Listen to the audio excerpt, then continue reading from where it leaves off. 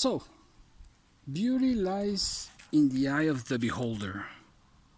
Is that so? How you doing, guys? Professor EDC with another BLADE-OSOPHY Sunday. And yeah, that's today's topic. And it's gonna be, again, a controversial one, because is that really so? Does beauty lie in the eye of the beholder? Well, there are a couple of points I'd like to mention here. First and most important, only if and only if the eye of the beholder is trained to do so, then it can detect, it can behold beauty.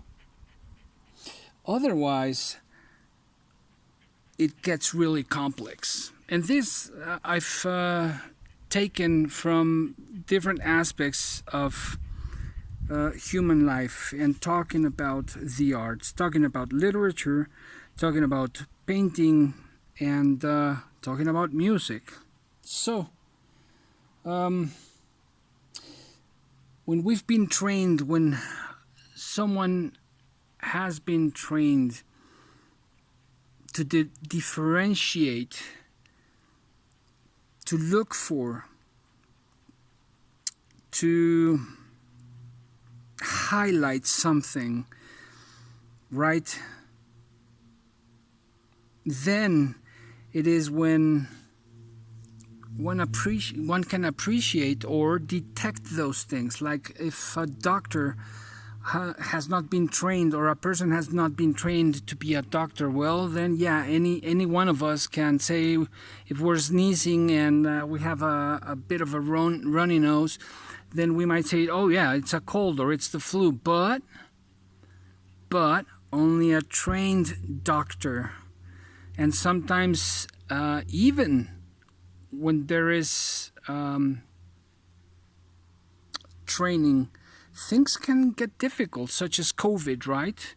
Because it wasn't detected in the beginning. At first, it was just diagnosed as a flu or a cold or something like that. So it is the same, or a bit of very similar like this. Otherwise, when we've been taught, culturalized, trained, conditioned to certain canons that others want us to see, that others wants us to recognize. And who am I talking about? Well, I'm talking about the mainstream. I'm talking about the mass media. I'm talking about those companies that run economies. I'm talking about those whose interests are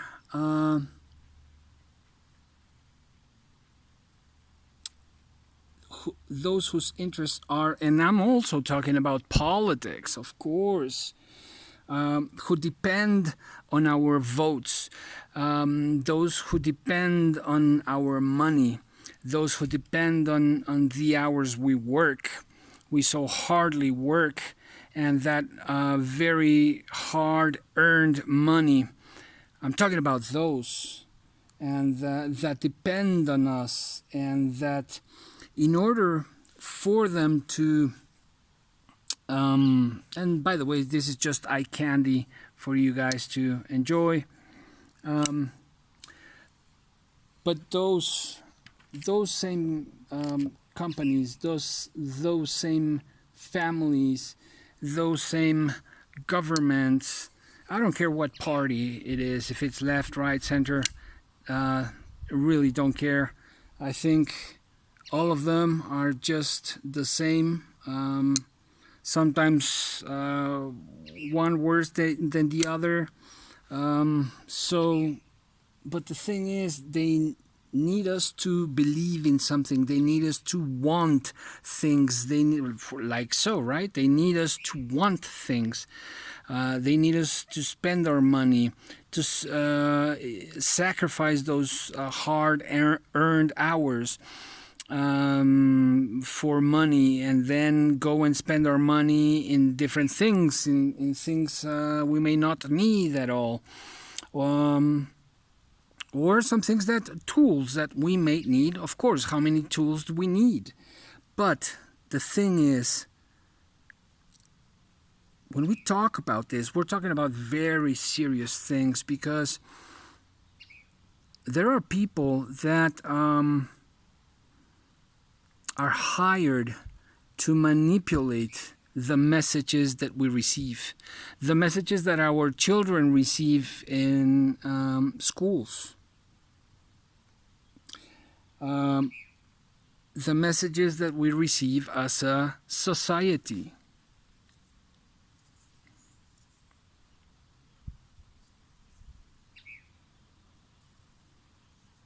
And so that in itself is something dangerous. And we live in an era of information, yeah, but what kind of information? And who is manipulating that information? Who's manipulating that same information, those ideas that they want us to believe, ideas that want to be planted in our subconscious?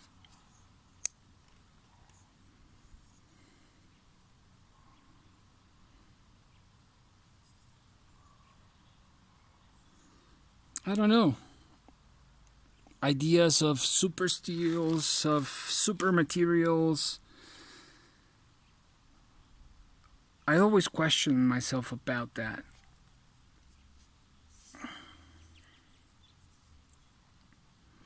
Yeah, mainstream, right? It's all over and has been for quite some time. And I decided to take a chance and test it and see if what the mainstream was saying was true. And what I can say after, and this took me months to really test, to really get to know and testify for what it is being said about this knife. And I think it's all that. I think it's true. But it took me months. And it took me months of developing my own criteria, of recognizing, of being able to differentiate between the mainstream ideas and my own ideas.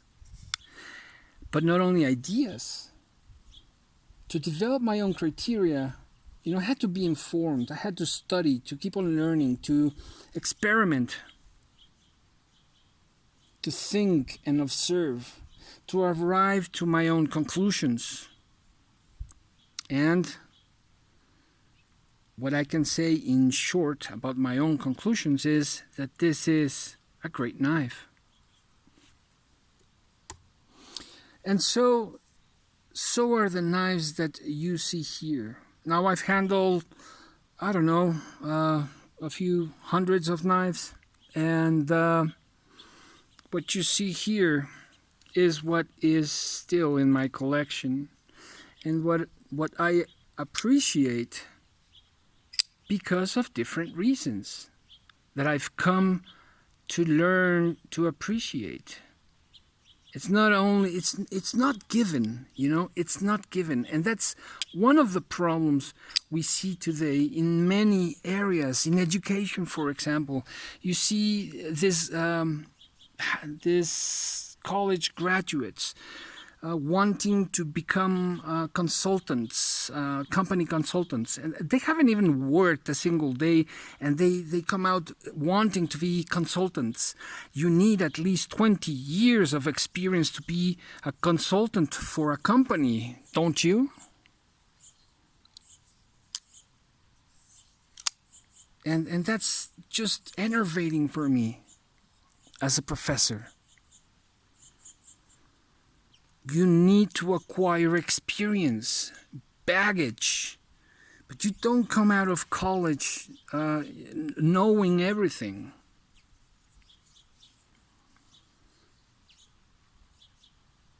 Now, this small knife has surprised me a whole bunch. I knew I liked it the first time I saw it with when it was a prototype with Nick Shabazz, and I liked it because of how ingenious this thing was back then when it was a proto, and how creative to have this idea. This is innovation. This is creativity working. And finally, I get one in hand and I can say, yeah, it's all that and then some. And then, for example, I know I have, towards the end of my, how I came across folders and knives and axes and machetes and all. The slip joints were the last type of folders that I got to like, because I wasn't really interested when I started getting into blades and folders. I wasn't really interested in slip joints. Why? Because of they just didn't have a locking mechanism, and they seemed a bit dangerous because of that. And then I started trying them out, and my mind changed. Not only that, but, well, what about this? This has been the biggest surprise for me. And you'll see it in the next video when I unveil from the 7 Magnificent, that is my 7 favorite Jackwolf knives. If you haven't seen that video, go and watch it. But I'm going to put them in order from the 7th place to the 1st place. And this made it to the top 7, to one of the 7 Magnificent. When the doctor's knife was a pattern I really just didn't like, I wasn't interested in. And when this arrived and I took this out of the tube, man, did I fell in love with this thing. And it's just a fantastic blade.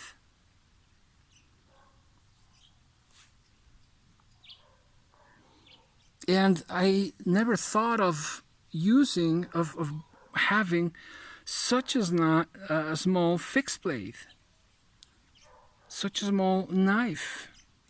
I was used to, because of my, of course, because of depending on many things, but I used to work up on the mountain.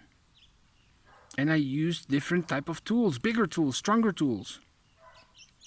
Now that my surroundings have changed, then I changed. And so I keep on learning, and so I keep on enjoying. But like I've said before, it requires a conscious effort to evolve. It's not given. It's not something just given. It's not something out there that it's free. No. It's something that requires our effort. I never expected to enjoy so much tantos, and particularly the American tanto. And man, do I love this shape.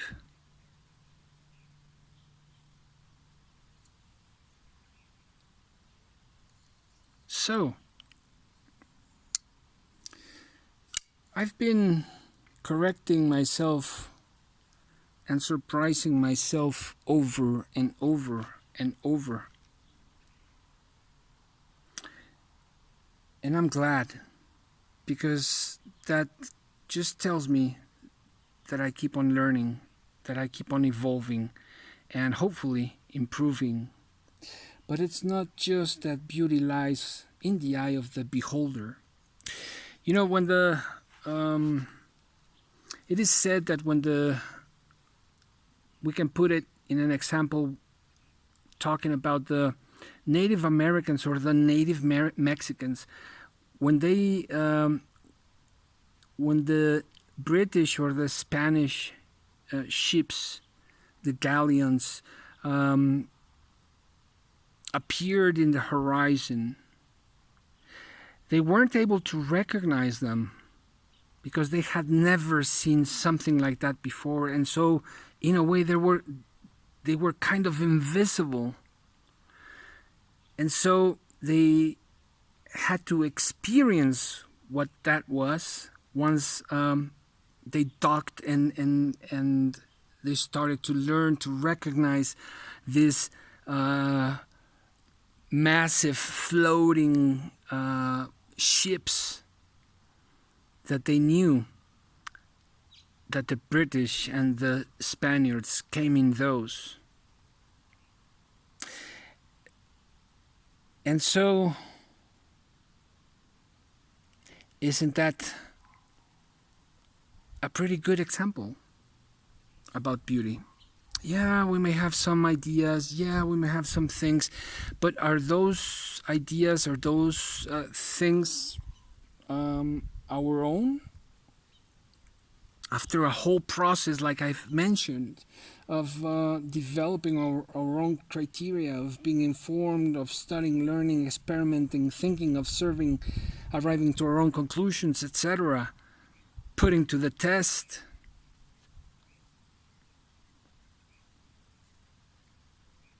Perhaps, in that sense, we are still native when it comes to true beauty. Perhaps we need to learn more.